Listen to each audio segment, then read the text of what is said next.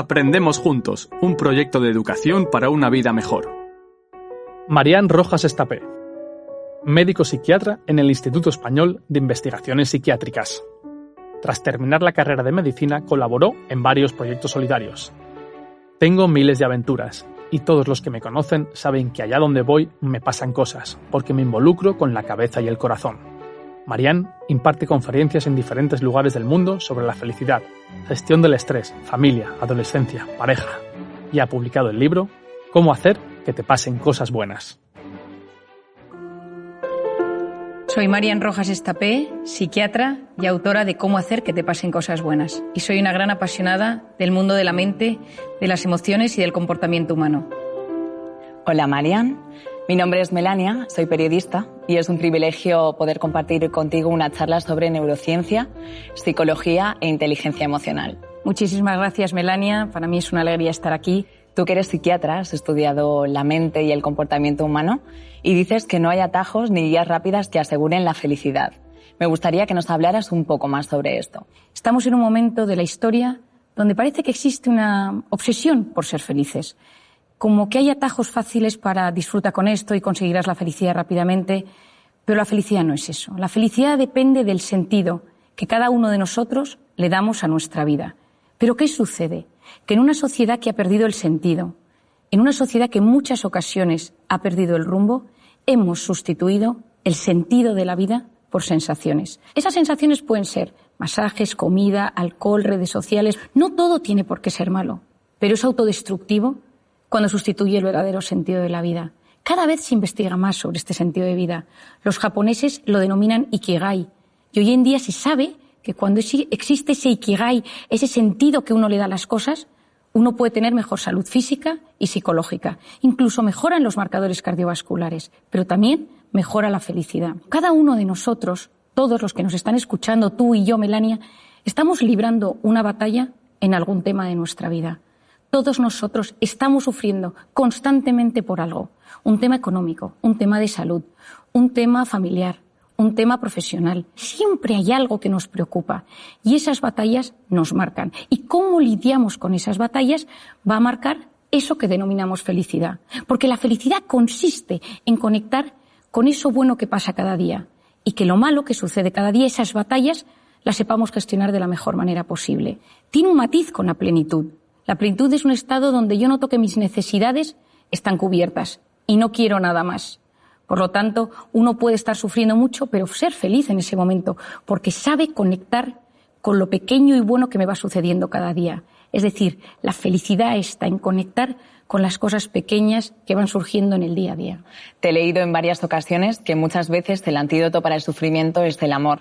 ¿A qué te refieres con esto? El mejor antídoto al sufrimiento y al dolor es el amor. Es sentirse querido, es sentir que no estás solo.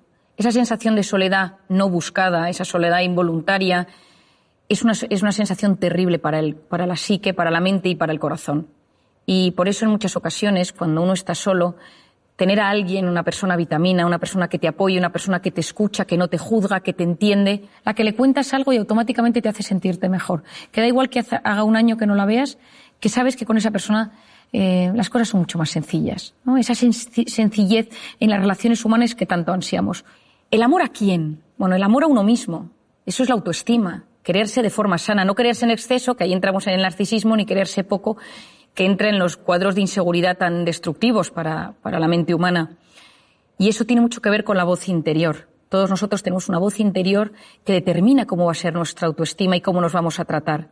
Lo segundo es el amor de pareja. El amor de pareja nos hace ser valientes. Ya lo decía Platón, no existe nadie tan cobarde que el amor lo transforme en alguien valiente.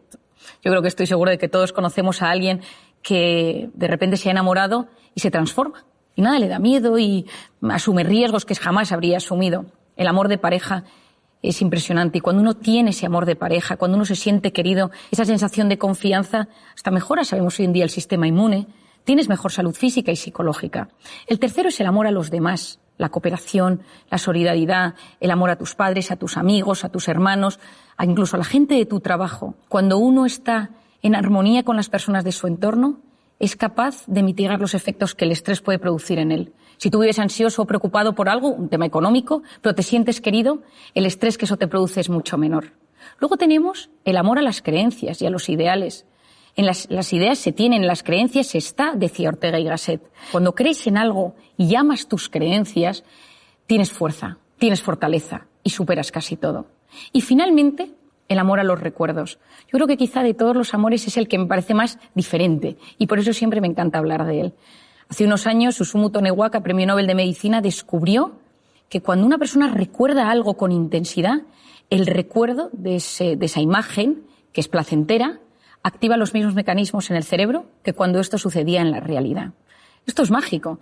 Cuando uno está angustiado, y esto muchas técnicas de relajación, cuando uno trabaja con MDRs o con técnicas que ayudan a mejorar los estados de angustia, el traer a la imagen, atraer a la mente imágenes placenteras, recuerdos de personas donde había amor, donde te sentías querido, donde te sentías agradecido, de repente produce efectos bioquímicos en el propio organismo. Por lo tanto, ese amor, cuando inunda nuestra mente, nuestro organismo, nos ayuda también a ser mejores con los demás, a convertirnos en personas que no juzgamos, que empatizamos, que somos cariñosos, que buscamos intereses comunes.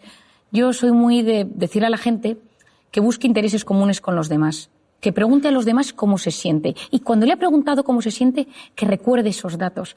Porque esto lo he aprendido de mi padre. Mi padre se acuerda de todas las cosas y él lleva en su agenda del teléfono, los teléfonos de todo el mundo, pero al lado tiene puesto, su padre tiene artritis, su mujer tiene un Alzheimer, su hijo ha tenido un fracaso escolar, y así cuando alguna vez llama a alguien, siempre busca ese punto en común. Hoy en día vamos tan acelerados con nuestras preocupaciones y nuestros pensamientos que nos cuesta prestar atención a las preocupaciones de los demás. Por lo tanto, el amor, efectivamente, Melania, yo creo que todos lo sabemos, pero el amor es uno de los mejores antídotos a los momentos malos. Marian, me gustaría que nos contaras cómo afectan las emociones y los pensamientos al organismo. Y por otro lado, ¿qué nos sucede cuando nos preocupamos por algo constantemente? Bueno, yo creo, Melania, que esto es de los temas más apasionantes y probablemente de los que más me gusta hablar. Cuando yo estudié medicina, yo vengo de una familia de psiquiatras. Mi abuelo era psiquiatra, mi padre es psiquiatra, tengo una tía psiquiatra, un primo psiquiatra y tengo mi hermana es psicóloga, es decir, vivo rodeado de personas que trabajan y estudian el mundo de la mente y del comportamiento.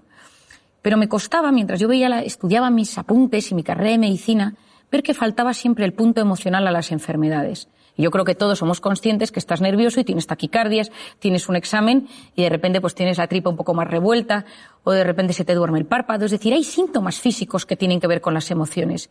Pero ¿dónde estaba el núcleo? ¿Dónde se unía la mente y el cuerpo? Y empecé a leer, empecé a investigar, empecé a tratar muchísimos pacientes y llegué como una conclusión fácil de explicar y didáctica para que todo el mundo, allá donde esté, en cualquier parte del mundo, lo pueda entender y aplicar a su propia vida. Imagínate, Melania, tú y yo estamos aquí y de repente empiezan aquí a sonar las alarmas y alguien grita fuego. Automáticamente tú y yo nos levantamos y nos ponemos nerviosas y empieza a latirnos el corazón. ¿Por qué? Porque esa señal de alerta, de amenaza, ha activado un lugar en nuestro cerebro, el hipotálamo, que lanza una señal a las glándulas suprarrenales y se activan dos hormonas, la adrenalina, conocida por todos, y el cortisol. Y automáticamente, ¿qué sucede? Que mi cerebro busca mecanismos de supervivencia, que son la lucha y la huida. Y empezamos con taquicardia, corazón me late, para llevar la sangre a los tejidos y poder luchar o correr, que es lo que hace falta. Luego empieza la taquipnea, que es esa necesidad de meter más oxígeno en el cuerpo para que mis músculos y mis células tengan más oxígeno y poder luchar.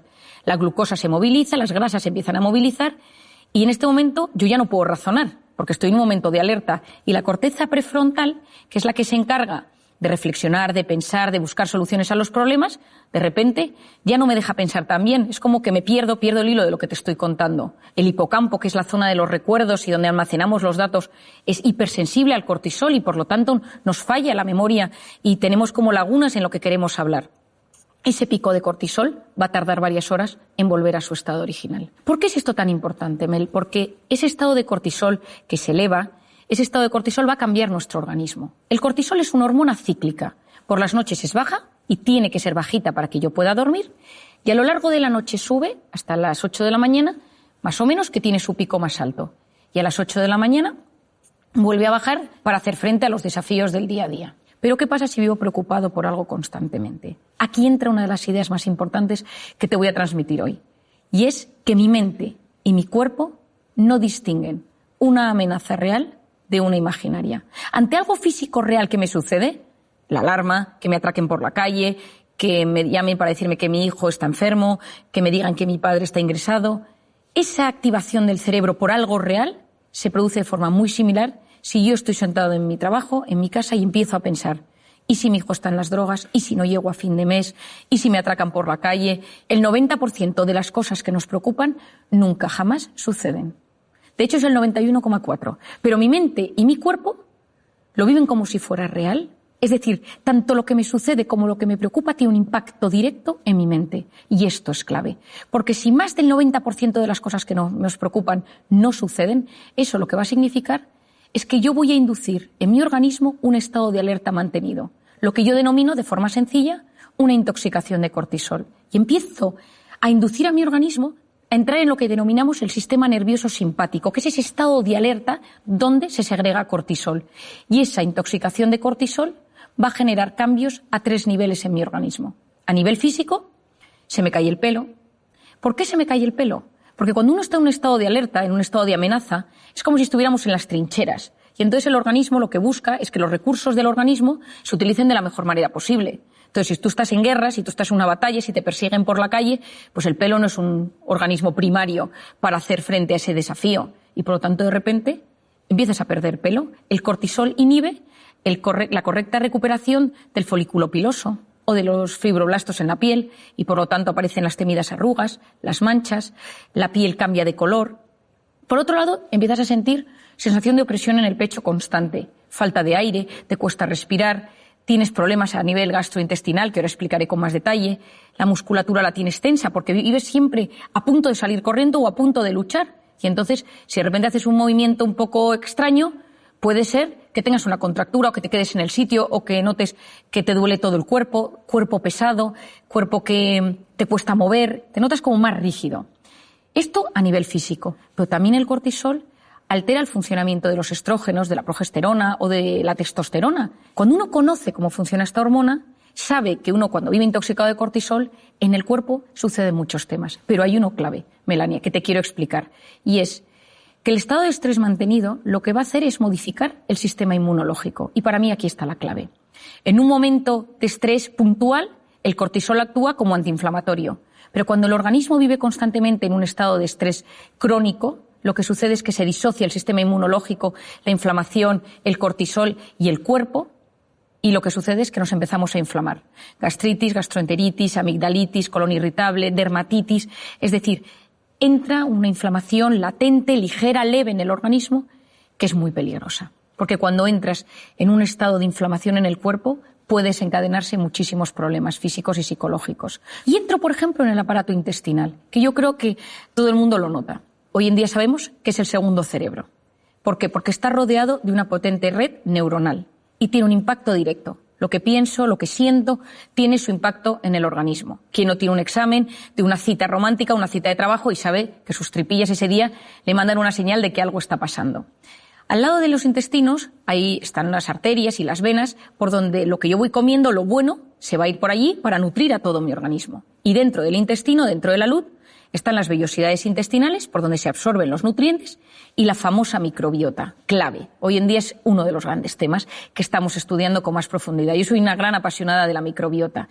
Es el conjunto de bacterias, de microorganismos buenos y malos, que ayudan a que ese equilibrio sea bueno para la absorción de nutrientes, para integrar las sustancias dentro del organismo. Hoy en día es clave, pero sabemos que los estados de estrés mantenidos por ese famoso cortisol o por lo que comemos va a modificar la microbiota.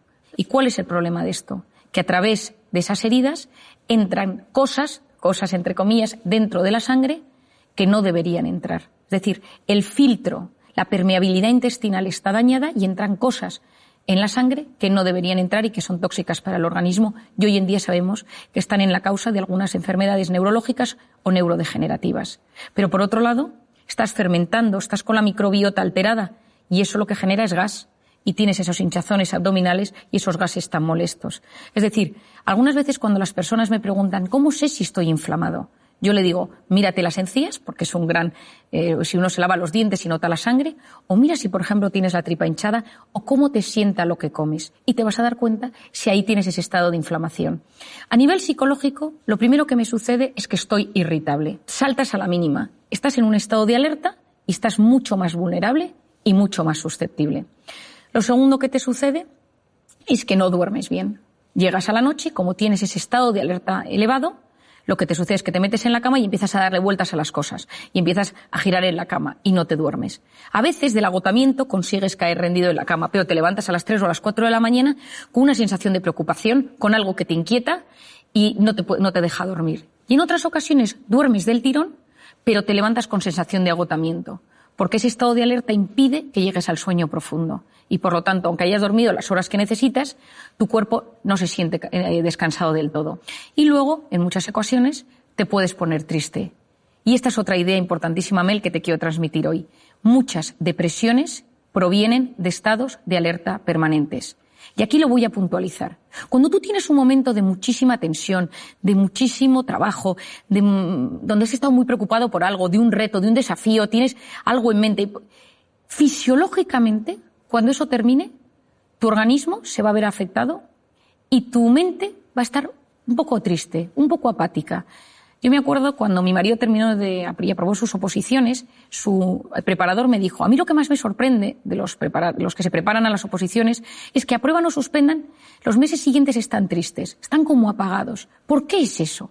Porque fisiológicamente, cuando el cerebro ha estado luchando contra algo mucho tiempo y eso termina, de repente está triste, está apagado, está apático. Es decir, cuando uno conoce, cuando uno entiende todo esto, comprender es aliviar. Y cuando uno comprende por lo que pasa su mente, uno se siente aliviado. Porque si no, lo que sucede es que uno es esclavo de síntomas físicos, psicológicos, y va como perdido por la vida. Y poder llegar a unir la mente y el cuerpo y entender que somos lo que pensamos en muchas ocasiones, que ese pensamiento me lleva a una emoción, que esa emoción tiene su impacto en el cuerpo, me va a ayudar muchísimo para poder desarticular esa intoxicación de cortisol y esos momentos de estrés mantenidos. Con el ritmo de vida tan acelerado que llevamos, constantemente vivimos situaciones de estrés, de miedo, de frustración y que, como bien dices, si no se canalizan o se atajan correctamente, pueden derivar en depresiones, ansiedades. ¿Cómo podemos prevenir y gestionar de manera saludable estos estados? Bueno, yo una de las cosas que más recomiendo a todo el mundo, a jóvenes, estudiantes, a más mayores, a gente adulta, estés donde estés, trabajes en lo que trabajes, es que tengas unas nociones básicas de cómo funcionas tú como ser individual y cómo funciona la mente humana y el organismo humano en general. Y que hagas como una unión y digas, esto es lo que me pasa a mí. Si tú eres de los que tienes problemas de espalda, tienes que saber que tus momentos de estrés, la espalda, es la que te va a mandar señal de aviso.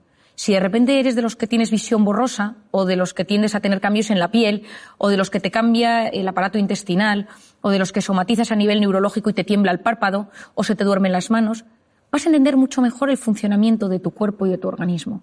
Lo primero es conciencia de uno mismo. ¿Quién soy yo? ¿Cómo es mi forma de ser? ¿Soy tímido? ¿Soy sensible? ¿Soy impulsivo? ¿Soy obsesivo? ¿Soy perfeccionista? ¿Le doy muchas vueltas a todo? ¿Soy desconfiado? ¿Soy dependiente de la opinión de los demás? ¿Soy inseguro? Y a nivel psicológico, quizás soy de los que tengo ansiedad o ataques de pánico o me pongo triste. Y hacer como un pequeño diagnóstico de uno mismo. Para mí esto es clave. ¿Cuáles son los factores que me estresan? ¿Cuáles son los factores que me ponen en modo alerta? ¿Cuáles son los factores que me meten en el sistema nervioso simpático, en ese cortisol del que hemos hablado? Pueden ser personas, cosas, recuerdos, momentos, circunstancias, pero cuando uno conoce cuáles son sus factores de estrés, vas a ver cómo se transforma tu personalidad ante el estrés. Por ejemplo, el sensible, cuando está bajo un factor de estrés, se convierte en una persona muy vulnerable. Ahora estoy bien, ahora estoy mal, ahora estoy bien, ahora lloro, ahora estoy angustiado, ahora vuelvo a estar bien. El tímido, cuando está bajo factores de estrés, se bloquea.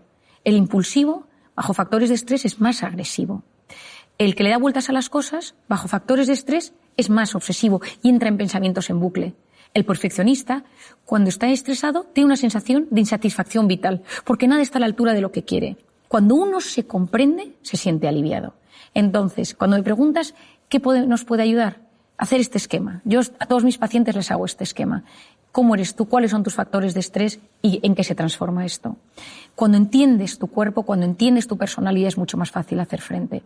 Lo segundo es vivir una vida lo más antiinflamatoria posible. Es decir, la gente va inflamada por la calle. Yo siempre digo que si tuviéramos un detector de inflamación, el detector se rompería, porque la gente más que nunca va con tanta incertidumbre, con tanto estrés, que hay un estado de inflamación latente en la sociedad. Yo creo que siempre digo, y te lo digo a ti también con cariño, aunque nos vaya a escuchar mucha gente, que hay que tener cuidado con la comida, pero tampoco sin obsesionarse. Pero comer con con conocimiento de lo que a uno le sienta bien y mal, conocer las cosas. Es verdad que hoy en día se ha demostrado que mucha alimentación inflama y altera el organismo y, por lo tanto, intentar comer lo mejor posible y tener que la comida mala sea la excepción y no la regla. Lo segundo es el hábito del sueño.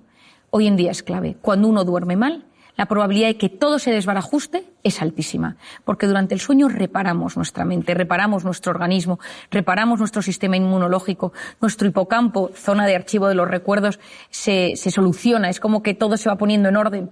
Y cuando uno no duerme, y hoy en día dormimos muy mal por la pantalla, por las preocupaciones, etcétera, esto nos altera. Y un par de ideas para dormir bien.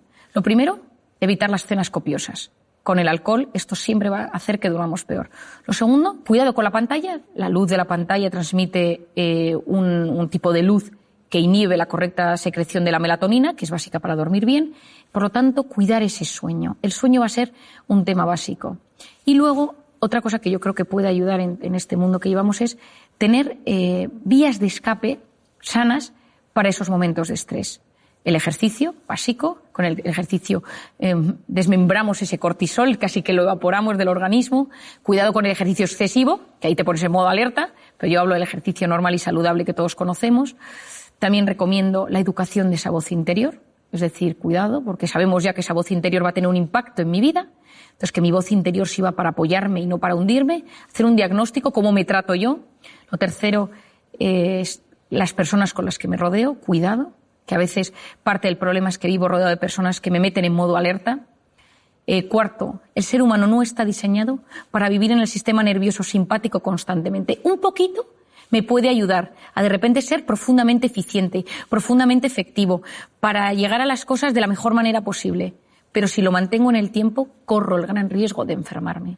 Por eso lo importante es salir de vez en cuando de ese modo alerta, de ese sistema nervioso simpático, al parasimpático, al de la meditación, el de la relajación, el de la respiración, la conexión con uno mismo, conexión con los demás, conexión con lo grande, con la trascendencia. Porque cuando soy capaz de desconectar del modo alerta para conectar con el modo relajación o con el modo parasimpático, recupero a mi organismo, recupero mi mente, recupero mis habilidades, incluso recupero mi sistema inmunológico para volver a hacer frente a los desafíos que me van surgiendo en el día a día. Supongo que somos muchos los que tenemos una gran curiosidad por el funcionamiento del cerebro y a mí me gustaría que nos contaras alguno de sus procesos para entrenarlo y que nos ayude a mejorar nuestra calidad de vida. En el cerebro pasan muchas cosas, ¿no? Y entonces la gente viene y cuando viene a consulta te pregunta, ¿no, María, me ha pasado esto? ¿Por qué? ¿A qué se debe? ¿No? Y cuando se lo explicas, oye, hay una sensación de alivio, ¿no? Esto tiene un sentido, no es que me estoy volviendo loco, no es que mi cabeza o soy un tipo raro. Y entonces cuando a la gente le explicas que hay cosas que son, no digo que comunes, pero sí frecuentes o que tienen una explicación neurocientífica, te sientes mucho más aliviado.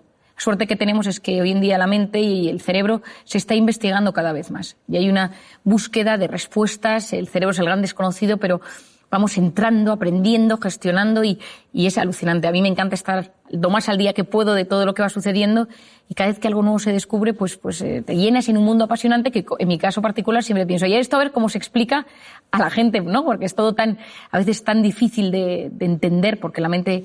Pero bueno, yo te contaría cosas, ¿no? Pienso, por ejemplo, en el famoso secuestro de la amígdala, que muchas veces la gente me pregunta de qué se trata.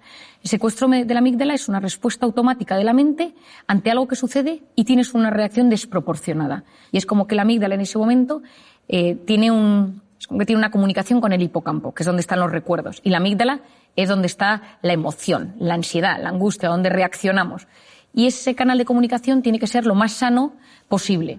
Entonces, si de repente hay un recuerdo que no se ha quedado bien archivado, si de repente vuelves a algo relacionado con ese recuerdo no bien archivado en tu hipocampo, la reacción en la amígdala va a ser fortísima. Entonces, mucha gente puede decir, escuchando esto, pues a mí esto me pasa con una persona, o con un animal, o con el miedo a volar, o con cosas que de repente me pongo malo. O con los hijos, a veces uno tiene reacciones de secuestro de amígdala en la educación de los hijos, porque se enfada muchísimo ante alguna actuación que ve en ellos y reacciona de forma desproporcionada. Entonces, bueno, primero, como siempre explico, es ser consciente de que a uno le pasa esto, ¿no? E intentar ver cómo cortocircuitar ese bucle explosivo que tiene en su mente. Todos nosotros nos pasan acontecimientos diariamente y unos de repente nos afectan muchísimo y otros muy poco. Tu hijo puede llegar un día a casa, haber suspendido todas las asignaturas y que ese día a ti ya te hayan subido el sueldo y te parece que lo de las asignaturas, bueno, pues mira, ya probará. Si ese día te han bajado el sueldo o has perdido el trabajo, encima que hayas suspendido las asignaturas, pues puede generar en ti una reacción muy negativa contra tu hijo. Es decir, la vida no es lo que es. Hay cosas que, lógicamente, son más o menos realistas, pero lo importante es la interpretación que hacemos de lo que nos sucede. Y todos nosotros interpretamos la vida de una y otra manera, dependiendo de una serie de factores. Lo voy a dividir en 3. El primero es el sistema de creencias. Todos nosotros tenemos unas ideas prefijadas sobre cómo debe ser la vida, cómo quiero que me traten, cómo quiero que se gobierne el mundo. Es decir, a nivel ético, a nivel moral, a nivel político, a nivel personal, a nivel económico. Yo quiero vivir en este tipo de casa, yo quiero que mis jefes me traten así, yo quiero que mi pareja me trate de esta manera, yo quiero que mis hijos sean así, tenemos unas expectativas, unas aspiraciones personales, profesionales, tanto nuestras, de nuestro entorno, pero también de cómo debe ser gestionada la vida. Hay palabras, personas, personajes, políticos que, dichos, generan automáticamente una reacción. Y eso es el sistema de creencias. Hasta el más tolerante tiene un sistema de creencias limitante. ¿Por qué? Porque muchas veces queremos que nuestros hijos sean ingenieros, médicos, y de repente te viene un hijo, estoy pensando en una paciente que tengo, que le dijo que quería ser pianista, toda la familia son ingenieros, y la madre no lo entendía, dejó de hablarle porque para ella era un drama, pero su hijo tenía un don para el piano, pero ella no lo podía percibir, ella no lo veía. ¿Por qué? Porque su sistema de creencias era que todo lo que no fuera ser ingeniero era un problema. Porque venían de no sé cuántas generaciones de ingenieros en la familia. Y el tema del piano le parecía que era una cosa que no tenía ni pies ni cabeza. Muchas veces hay que romper nuestro sistema de creencias. Yo creo que lo más importante es conocerlo. ¿Cuál es el mío? Y todos tenemos un sistema de creencias que hace que las cosas que nos cuenten o que nos sucedan las vamos a interpretar de una u otra manera según ese sistema de creencias. Y es lo más difícil de cambiar. Cuando uno piensa en algún tema de alguna manera, a veces no se puede modificar. Y es como darse contra un muro. Porque yo puedo tener delante un paciente que noto que es un sistema de creencias limitante, acepta a tu hijo, acepta este tema en ti, acepta tu pasado, acepta que esto pase en tu trabajo. No quiero, me niego. Y muchas veces esa resistencia al cambio es lo que impide que disfrutemos de la vida. Por otro lado tenemos el estado de ánimo. Si uno está contento, la interpretación de las cosas es mucho mayor. Yo recuerdo siempre cuando ganó España el Mundial de Fútbol con el gol de Andrés Iniesta, ¿no? Que para mí, que es buen amigo, él y su mujer Ana, son buenos amigos míos, y yo lo recuerdo como uno de los momentos pletóricos a nivel, me encanta el fútbol, me encantó, ¿no? Y entonces recuerdo que al día siguiente en el hospital todo el mundo estaba contento, la gente se saludaba, la gente por la calle, la gente iba pues dando al claxon por la calle, había una sensación de jolgorio por las calles, ¿no? Estado de ánimo, de felicidad, de bienestar, por una alegría. Pero vayamos a lo serio. Ese estado de ánimo va a determinar nuestra interpretación de las cosas. ¿Y de qué depende ese estado de ánimo? Depende de cómo durmamos. Lo hemos explicado ya, pero depende de cómo durmamos. Depende de las circunstancias. No es lo mismo vivir en plena pandemia que vivir en un momento donde no había ningún problema de virus alrededor. Por otro lado, la personalidad. La interpretación de las cosas. Si tú eres profundamente sensible, eso va a afectar a tu estado de ánimo. Si tú eres profundamente desconfiado, eso va a afectar a tu estado de ánimo y, por tanto, a tu interpretación de las cosas. Y a veces en esta vida, si lo que quieres es ser un poco más feliz, esa felicidad de la que estamos hablando, a veces lo que tienes es que ir a ver esa cosa de tu forma de ser, que es tu talón de Aquiles y que te impide disfrutar del día a día. Si eres de los que se queja, si eres de los que vas de víctima, trabajar la personalidad, porque eso automáticamente mejora tu estado de ánimo y eso automáticamente mejora tu interpretación de las cosas. Y finalmente, lo que se denomina el sistema reticular activador ascendente. Tiene un nombre terrible, pero tiene una función mágica. Es una zona que se encuentra aquí detrás, en el tallo encefálico, y es una zona muy primitiva de neuronas que tiene múltiples funciones, pero tiene una muy interesante que es el filtrador. Es como un rastreador del cerebro. Y es la zona que se encarga de filtrar de todo aquello que me sucede y de quedarme con lo que me interesa. Es decir, nuestro cerebro recibe constantemente muchísima información a través de los sentidos, especialmente a través de la vista, pero a través de los sentidos. pero solo se queda con lo que le interesa. Si tú estás buscando un trabajo de un tema específico y te pones a prepararte sobre ese tema, tu cerebro va a hacer todo lo posible por encontrar ese asunto. Yo he contado muchas veces una anécdota que me pasó hace unos años cuando, estudiando la carrera, me fui a las Naciones Unidas a un evento, una entrega de premios, y el rector de mi universidad me pidió que buscara a Kofi Annan, entonces el secretario general de las Naciones Unidas. Y yo me empecé a preparar todo tipo de cosas sobre Kofi Annan y por si me lo encontraba para invitarle a mi universidad a un evento que había. Y nunca había Kofi Annan, pero en un momento dado, en pleno evento, fui al baño y me encontré con una señora rubita, de tez muy pálida, y empecé a hablar con ella y le conté varias cosas, le conté cómo funcionaban las Naciones Unidas, los premiados de ese evento al que íbamos, y nada, me despedí de ella. Y el día que volví a Madrid, esta señora estaba en el avión y la fui a saludar. Dije, qué curioso, la señora del baño. Y estaba sentada al lado de un tipo al que me presentó que era Kofi Annan, que era su marido. Y entonces yo muchas veces me pregunté, ¿no? ¿Cómo es posible? Bueno, yo había estudiado a Kofi Annan y probablemente mi mente había captado fotos con su mujer. Y cuando la vi, la distinguí. Es decir, decía Louis Pasteur o decían, bueno, la suerte favorece a la mente preparada. Hay que prepararse, hay que estudiar, hay que saber. Porque el que se prepara, el que estudia, el que sabe, percibe mejor las oportunidades. Y lo importante en esta vida es activar nuestro sistema reticular. Si lo tienes en negativo, ves lo negativo de todo. ¿Quién es el principal inhibidor de este sistema reticular? La pantalla. ¿Por qué? Porque la pantalla te ofrece gratificaciones instantáneas, chispazos de dopamina. Es una vida fake, es una vida digital. Las cosas buenas suceden en la vida real. Esa vida digital, esos chispazos de dopamina van generando, pues sí, momentos de gratificación instantánea, pero a la larga nos producen un vacío. Tienen un mecanismo muy similar, las pantallas y el mecanismo de la dopamina, con las drogas. Por eso a día de hoy muchas adicciones a la pantalla, muchas adicciones a la pornografía, a los videojuegos, se tratan con mecanismos similares a las drogas. Y esto es un enorme problema porque vivimos en un momento de la historia, como dice el filósofo José Luis Ruiz, somos drogodependientes emocionales. Somos cada vez más adictos a experiencias vibrantes que nos llegan a través de la pantalla. ¿Y por qué es esto tan importante? Porque todo esto va a frenar nuestra corteza prefrontal. Aquí entro en un campo interesantísimo a nivel educativo, a nivel de padres y a nivel personal. La corteza prefrontal, que ya hemos hablado de ella en varios momentos, es una zona fundamental para la atención, la concentración, la resolución de problemas y el control de impulsos. Es la zona que nos hace ser seres superiores, que nos ayuda a prestar atención a lo que queremos, a estar quietos en un sitio y escuchar, a estar en una pastelería, yo que soy muy dulcera, y no comerte los bombones mientras te los están sirviendo, sino que controlas esos impulsos, te gestionas por dentro. La corteza prefrontal es una zona profundamente inmadura cuando un bebé nace. Cuando un bebé nace, esta zona está completamente inmadura y se va evolucionando a medida que pasan los años, madura antes en las mujeres que en los hombres. Las niñas maduran antes esa atención y esa concentración que los chicos. Esto es muy importante en el ámbito educativo. Los chicos están a 4.000 cosas todavía y las niñas ya son mucho más concienciudas desde que son más pequeñas. ¿Con qué se estimula la corteza prefrontal de un bebé? Con 3 cosas: luz, sonido y movimiento. ¿Quién no ha visto a su bebé que de repente ve pasar a su padre o ve una luz que se enciende o una musiquita y va girando la cabeza? ¿Qué es lo que queremos nosotros para ese niño? Que a medida que se vaya haciendo mayor, este niño también preste atención a objetos inmóviles, a un profesor que le habla, a un adulto que le habla, a un amigo que le está contando una historia, que esté quieto en la salita de espera del médico, que sea capaz de leer un libro quieto. Es decir, que esa corteza prefrontal vaya madurando y no solo se active la atención con la luz, con el sonido y con el movimiento, sino también pues de repente conecte con una puesta de sol, con un cuadro, con una música, etcétera, ¿no? Es decir, con cosas distintas. Pero si tú a ese niño le pones una pantalla desde que es muy pequeño, ¿qué es la pantalla? Luz, sonido y movimiento. Lo que sucede es que su atención se va a ver estimulada por una herramienta externa, que es ese dispositivo. Y el cerebro funciona con un mecanismo que se denomina use it or lose it. O lo usas o lo pierdes. Si nosotros utilizamos solamente Wikipedia para encontrar datos, lo que sucede es que nuestro hipocampo, zona de la memoria, cada vez va a funcionar peor. Si uno usa Google Maps o Waze para orientarse siempre, pues cada vez nos orientaremos peor.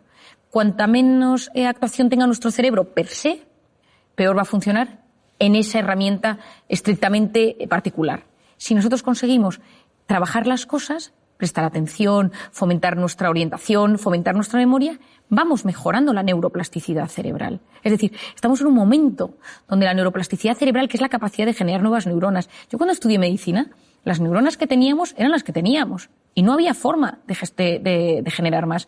Hoy en día sabemos que la ilusión, tener ilusión en la vida, consigue que se produzca una migración de neuronas hasta el hipocampo, que es la zona del aprendizaje. Es decir, hoy sabemos que hay mecanismos para mejorar esas conexiones neuronales, que si potenciamos alguna zona de nuestro cerebro, esa zona va a funcionar cada vez mejor. Pues en el tema de la atención, yo creo que a día de hoy, que nos encontramos en un momento de la historia donde hay una crisis de la atención, la gente no sabe prestar atención por muchos factores, porque vivimos hiperestimulados, porque no nos da tiempo, porque es una cosa y otra cosa y otra cosa, porque te tomas un caramelo y ese caramelo tiene 4 sabores distintos, vas a un sitio y pasan 74 cosas, entonces no conectas sensorialmente con algo puntual, sino que todo son múltiples emociones y sensaciones, y todo ello con la pantalla de por medio. Esa pantalla que lo que me va haciendo es que la corteza prefrontal cada vez me funciona peor, porque está diseñado para aliviar. Pero lo que le estás enseñando a tu cerebro es no sabes gestionar el aburrimiento, que es la cuna del asombro y de la creatividad, y no sabes gestionar el estrés, que es lo que va a determinar tu calidad de vida. Una persona con voluntad llega más lejos que una persona inteligente, y la voluntad se encuentra en la corteza prefrontal. Entonces, ¿qué recomiendo yo para fortalecer la corteza prefrontal? La voluntad es la capacidad de posponer la recompensa. Y hoy en día estamos en un momento donde lo quiero todo y ahora. Y quiero sentir ahora. Y quiero la gratificación instantánea ahora. Es decir, en vez de que yo lo quiero todo ahora, comida, lo que necesito, yo fortalezco mi voluntad poniéndome pequeños retos. Esta semana no como esto. Esta semana no voy a ver esta serie, solo voy a ver un capítulo. No voy a comprarme nada aquí, no me voy a meter más que tantos minutos en Instagram. Es decir, me voy educando mi corteza prefrontal, voy educando mi voluntad y soy capaz de llegar mucho más lejos en la vida. ¿Y eso qué me va a ayudar? Uno, que cuando me aburro y dejo que mi mente se vaya y que vaya y venga y tal, ningún gran descubridor llegó a sus resultados y a sus conclusiones en un momento frenético. Nunca. Uno estaba bajo un árbol y vio caer una manzana, el otro paseaba por los jardines de Atenas, otro... Es decir, en un momento de paseo, de parasimpático, de relax, de repente, clink, salió una idea. En un momento de estrés frenético, no llegas a los grandes temas de la vida. Vas de forma superficial y no profundizas. Al hilo de lo que comentas sobre la atención, en mi círculo más cercano tengo varios amigos, profesores y profesoras con las que hablo muchísimo de este tema. ¿Podrías darnos algunas pautas para mejorar la atención, la concentración y sobre todo esa fuerza de voluntad que comentas que es tan necesaria en las aulas? Bueno, Mel, es que hay un tema interesantísimo y es que nosotros esculpimos nuestro cerebro en tiempo real según a qué prestamos atención. Por eso, hoy en día, según a lo que prestemos atención y la capacidad que tengamos de concentración, de atención y esa fuerza de voluntad, va a determinar en gran parte nuestra calidad de vida, nuestra calidad intelectual, nuestra calidad cognitiva, las notas de clase, pero no solo las notas, sino la capacidad que tenemos de disfrute, de conectar con las personas, con el conocimiento, con la naturaleza, con todo. Por lo tanto, fomentar esto es muy importante. Yo creo que una de las cosas que nos puede ayudar para fortalecer esta concentración, esta capacidad de prestar atención, esta fuerza de voluntad, la primera es aprender a enfocarnos en cosas positivas. Es decir, tomar la decisión, y esto puede ser un ejercicio de clase, un ejercicio personal, decir hoy me voy a fijar en 3 cosas buenas que me sucedan. Y hablar de esas 3 cosas. Basta mirar algo con mucho interés para que se vuelva interesante. Y una cosa que puede ser una cosa muy pequeña, que estás en la calle, te sientas en un banco, ves a alguien pasar, estás en clase, te fijas en un compañero, en la profesora o en el profesor, en algo que te están comentando, y eso lo trabajas y lo hablas y lo piensas y lo meditas e incluso lo escribes, eso te puede ayudar a fortalecer tu atención. Otra cosa es saborear. Saborear desde los sentidos. A veces estamos aturdidos de tanta hiperestimulación. Entonces, de repente, comer algo y decir, esto sabe, ¿no? Y si hay una mezcla, pues esto, aquí hay tomate, aquí hay queso, aquí hay macarrones, aquí hay guisantes. Es decir, ¿a qué saben las comidas? El frenar ese aturdimiento para, de repente, saborear los sentidos en los niños es algo mágico. De repente decir, silencio, ¿qué escucháis? Un coche de bomberos, un coche de policía, una música, una melodía, el grito de alguien. Eso ayuda a que los sentidos tomen más importancia y yo frene todo para enfocarme en algo particular. Y cuando uno consigue enfocarse en algo particular, está fortaleciendo su capacidad de prestar atención. Enseñar a los niños a discriminar, a saber dónde está el bien y el mal, a saber dar pilares seguros de criterio. Porque si no, te metes en Internet y no sabes dónde está lo bueno y lo malo. No sabes dónde te están engañando y dónde no. Hay un momento que te llega tanto al teléfono que cada día es una noticia, yo todo lo que llega lo compruebo. Pero hay veces que hay cosas tan surrealistas que digo, esto seguro que es mentira y de repente te das cuenta que es verdad. Pero sé buscar, si está bien o está mal. Yo creo que el aula tendría que ser ahora mismo un lugar donde enseñar a buscar si está bien o está mal, para profundizar, para filtrar de todo lo que nos llega lo que realmente vale la pena y no aturdir a esa corteza prefrontal que llega un momento donde no es capaz de leer un libro, no es capaz de enterarse de una conversación.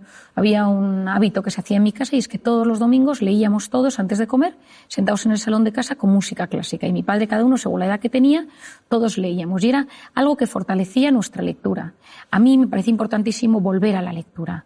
La lectura es a la mente lo que el ejercicio físico es al cuerpo. Hay que leer, y yo recomiendo leer en papel, porque no leemos igual en papel que leemos en pantalla. En papel leemos con más profundidad y ya lo sabemos hoy en día.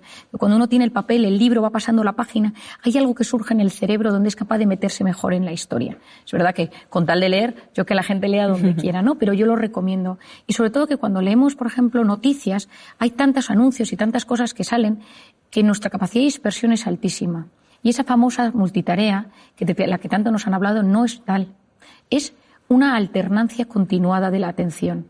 Es como una atención completamente distorsionada. Te presta atención a esto y a esto y a esto y a esto. Y cambio el foco de atención rapidísimo. Entonces, hacer muchas cosas a la vez baja eficiencia, aunque pensemos lo contrario. Es verdad que tenemos sensación de hacer mucho y nos sentimos de repente muy realizados, pero la realidad es que lo hemos hecho todo mucho más superficialmente. Entonces, lo que hagas, hazlo prestando toda la atención posible. Y si ya le metes corazón al asunto, ya ni te cuento, ¿no? Es decir, estoy escuchándote y te escucho no solo desde los sentidos, sino también desde el corazón. Es decir, utilizo ese sentimiento, utilizo la compasión, utilizo el alma, utilizo lo bueno, la generosidad, para conectar contigo de la mejor manera posible. Es esa entrega pura, ¿no? Independientemente de lo que hagas, desde lo más cotidiano hasta lo más... Efectivamente, porque yo creo que pocas cosas en esta vida, pocos piropos nos gustan tanto que decir, cuando estás con alguien, esa persona tiene todos sus sentidos puestos en mí. Es decir, hay algo especial que surge, que se transforma, que aparece cuando estás con alguien y que notas que el mundo se para y solo le importa lo tuyo. Yo en mi consulta, por ejemplo, no tengo puesto un ordenador, yo escribo en papel, porque necesito que la persona que tengo delante no note que haya ningún disruptor, que no haya absolutamente nada que nos rompa. Yo lo escribo todo en las hojas y lo guardo en hojas, porque cuando estoy con esa persona necesito que sepa, que se dé cuenta que solo la escucho a ella. Por eso muchas veces tengamos cuidado. Cuando estemos con nuestros hijos, dejemos el teléfono, mirémosles a los ojos, incluso agáchate y ponte a su tamaño. ¿Cuántas veces oigo, y mis propios hijos te lo dicen, que es más importante el teléfono que yo? Por eso, cuando llegues a casa, quita el teléfono, mételo en el bolsillo, en la mochila, en el bolso, donde sea. Las dos manos abiertas para abrazar, para conectar. Y presta atención a quien tengas delante, sea tu marido, sea tu padre, sea quien sea. Pero si entras con el teléfono en la mano, ya has generado un disruptor. Y ya has generado que esa conexión, esa capacidad de prestarle atención al de enfrente, donde surge la empatía, donde surgen esas neuronas espejos que se activan, tú sonríes, yo sonrío, te abrazo, y todo eso maravilloso, ese momento tan especial, todo se ha distorsionado porque una mano está ocupada o porque estoy terminando de mandar algo que probablemente es terciario. Y si es algo tan importante, termínalo en el rellano. Y cuando lo hayas terminado y tengas tu atención puesta en las personas que tienes dentro de casa, abre la puerta. Pero si no, espera.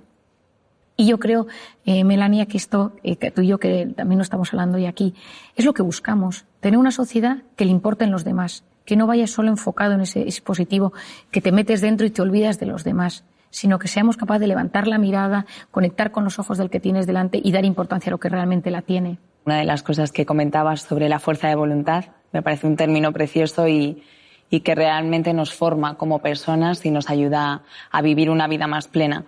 Dices que se puede aprender desde pequeño, que se trabaja en el cole, en las aulas, pero también sería posible haberla aprendido de padres, de abuelos, de amigos. Tener un modelo de identidad en la vida es clave. Y en voluntad, ni te cuento. En mi caso son mis padres. Los dos tienen una fuerza de voluntad excepcional, ¿no? Es decir, yo he aprendido de ellos el orden, la constancia, la perseverancia, cómo actúan, cómo, pues si tiene una cosa que hacer es lo que se hace, haz lo que debes ahora en este instante. A veces esto no lo hagas ahora y pospon la recompensa más tarde. Te apetece esto, ahora no es el momento. Y cuando tú eso lo ves en tus padres, es mucho más fácil que tú lo hagas como hijo. No podemos pretender que nuestros hijos hagan cosas que nosotros no hacemos. No podemos pretender que nuestros hijos tengan una gran atención si nosotros se nos ve con el teléfono perdiendo el tiempo, sino si nos ven que nos cuidamos, que cuidamos nuestra mente, que cuidamos nuestra alimentación, y tus hijos te dicen, papá, ¿por qué no nos tomamos? Y dices, después de cenar. Esos pequeños tips, esos pequeños consejos, los hijos van aprendiéndolos y saben que lo que te apetece no lo haces en el momento que te apetece, sino que hay cosas que convienen y no convienen.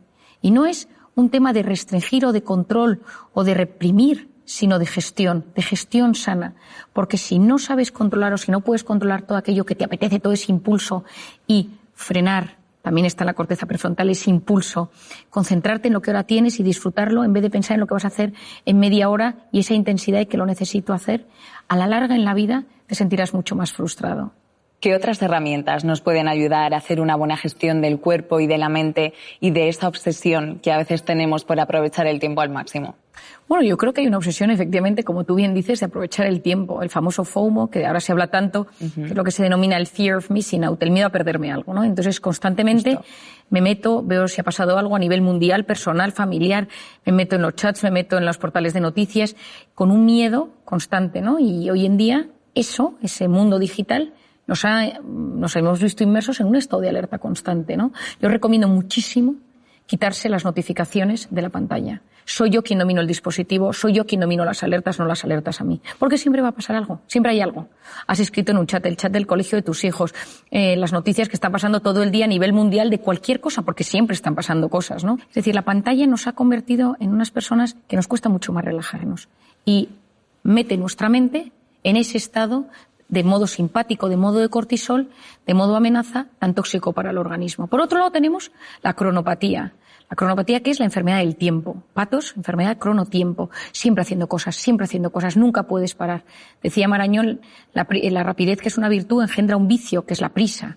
Pues a veces esa prisa sin parar a un sitio o a otro hace que no seas capaz de frenar. La persona que sufre de esa necesidad constante de la hiperactividad y del hiperactivismo, cuando la frenas de golpe, tiene ansiedad. Y por lo tanto, en esos casos, a veces lo que es necesario es decir, oye, un momento, no puedes pasar de todo a nada. Tienes que aprender poco a poco a bajar los escalones, porque tu cerebro no permite ese salto. Ese salto tan inmenso, lo que de repente puede generar es un ataque de ansiedad. Y en alguna ocasión yo lo he visto en consulta. Y luego, por otro lado, tenemos el perfeccionismo. El perfeccionista, por definición, es el eterno insatisfecho. Siempre está inquieto, alerta, porque hay defectos en todo lo de su entorno. Esto podría estar mejor, esto se podría hacer de esta manera, mi tesis doctoral, mi trabajo, mi casa, el orden, la ropa, los niños. Y eso, a la larga, genera una insatisfacción vital, porque la vida tiene un componente muy grande de imperfección.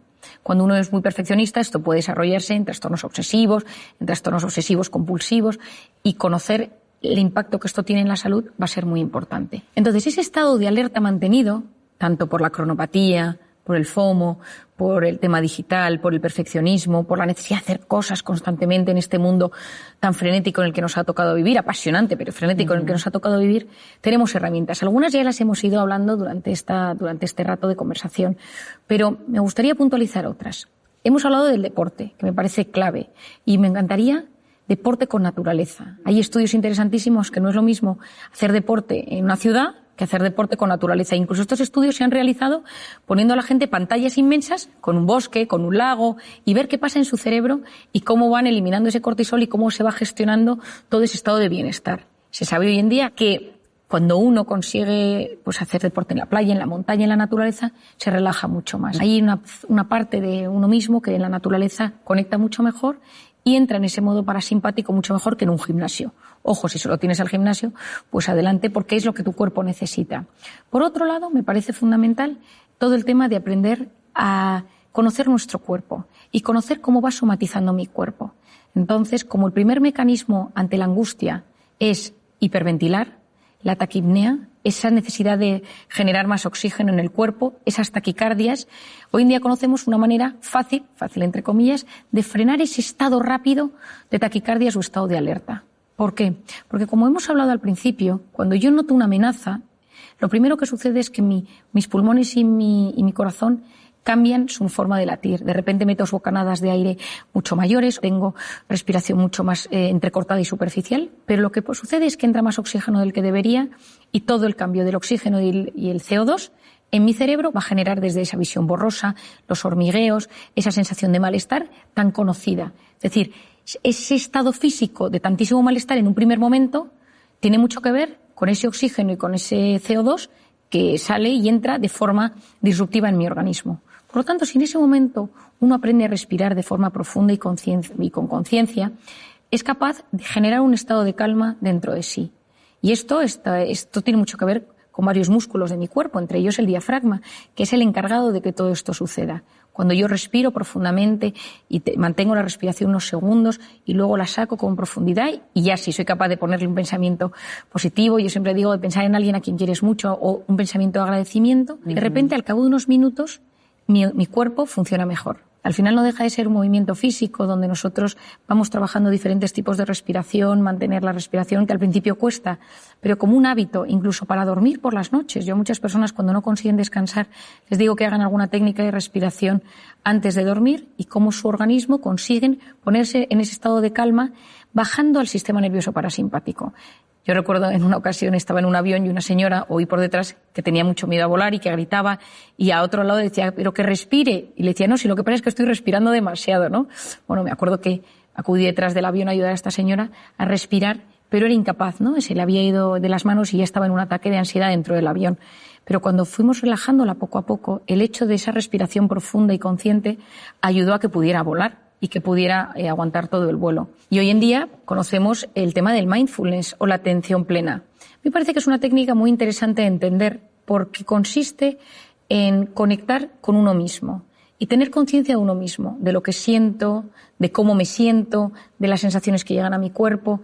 Es decir, hay veces que la gente lo confunde con una forma de meditar, porque todo este asunto está muy en boga hoy en día, ¿no? Yo creo que lo importante es que cada uno tenga sus propios mecanismos que le ayuden. Después de tantos años he conocido todo tipo de personas que conectan con diferentes mecanismos, que de repente les ayuda. Y lo que se sabe es que las personas que son capaces de frenar para conectar con uno mismo, con un pensamiento, decirme algo agradable que me ayude a no ser mi peor enemigo, a no hacerme autoboicot, mientras dejo pasar ese cúmulo de pensamientos negativos, ayuda muchísimo. Eso sí, medites, respires, hagas mindfulness, hay dos cosas que van a ayudar a que esto fructifique mejor. Y son dos herramientas, que es la aceptación y el abandono. Esa aceptación a que yo no lo puedo controlar todo. O ese abandono a que a veces nos angustiamos porque parece que o nosotros podemos con todo lo que llevamos en nuestra vida o nos vamos a romper. Y cuando nosotros trabajamos todo este tipo de técnicas, me ayuda a sentirme mejor. Pero si lo que sucede es que yo busco relajarme desde el control, lo que va a hacer eso es generarme un estado de alerta todavía mayor. Y yo creo que conectar mente y cuerpo y saber que en ese punto, que a día de hoy yo creo que es de los únicos que conocemos, donde hay esa simbiosis tan brutal, donde se unen la mente, la psique, el alma, el cuerpo, todo ello en uno y podemos hacerlo de forma consciente, yo creo que nos abre un mundo apasionante. Por último, me gustaría que compartieras con nosotros y con todas las personas a las que llegue esta charla una idea maravillosa que escribes en tu libro, que es el camino que tenemos todos por delante para llegar a nuestra mejor versión. Bueno, como hablábamos a lo largo de esta charla, nosotros a veces estamos en modo alerta. Y cuando estás en modo alerta, vas en modo supervivencia. Y supervivencia es conseguir cada día sobrevivir a lo que te va pasando. Hijos, trabajo, dinero, salud, lo que sea. Y ahí es muy difícil conectar contigo mismo. Hemos hablado de maneras a lo largo del día para desconectar de ese modo alerta y conectar con ese sistema parasimpático.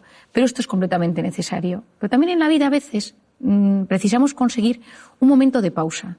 Un fin de semana, una semana, 15 días, donde de repente nos, entre comillas, retiremos del mundanal ruido para poder decir, ¿yo qué quiero conseguir en esta vida? ¿Cuál es mi sentido? ¿Cuál es mi ikigai? ¿Cuáles son las respuestas a las grandes preguntas? ¿La tengo o no la tengo? ¿Mi angustia pensar en algo más?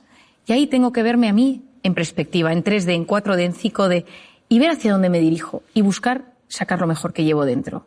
Ese tu mejor versión del que yo tanto hablo. Y hago una ecuación matemática, que me parece que pocas cosas se puede usar menos matemáticas que en psicología y en psiquiatría, pero me gusta esta ecuación matemática porque puede ayudar a comprendernos. Tu mejor versión sería una suma entre los conocimientos, lo que yo aprendo, lo que yo estudio, lo que yo sé, más el proyecto de vida, es decir, tener unas metas en la vida, saber hacia dónde me dirijo, más la voluntad, es decir, esa corteza prefrontal, esa capacidad de posponer la recompensa, ese orden, conocimientos, más proyecto de vida, más voluntad, y todo ello multiplicado por la pasión. La pasión multiplica, el resto suma. ¿Qué es la pasión? La pasión es poner el corazón en lo que uno hace. El mundo está lleno de gente que no le mete pasión a la vida. El mundo está lleno de gente que no le pone el corazón a lo que hace. Y todos los trabajos pueden transformar la vida de las personas y la de uno mismo. Pues la mejor versión consiste en que si eres médico, periodista, si eres ama de casa, si eres te cuidas a tus niños, tengas el trabajo que tengas, tienes la oportunidad de transformarte y transformar a los demás si utilizas ese corazón. Pero para eso necesitas en algún momento frenar, reflexionar sobre tu vida, reflexionar sobre lo que sabes, reflexionar sobre tus metas, reflexionar sobre esa voluntad, ese orden, esa constancia, poner un poco todo en perspectiva y en esa manera es mucho más fácil que saques tu mejor versión. Marian, muchísimas gracias una vez más por compartir todos estos conocimientos tan útiles y tan necesarios. Ha sido un verdadero placer. Gracias a ti, Melania. Espero que a través de estas palabras y de estas charlas podamos ayudar a muchísima gente a alcanzar ese equilibrio que todos ansiamos. Gracias.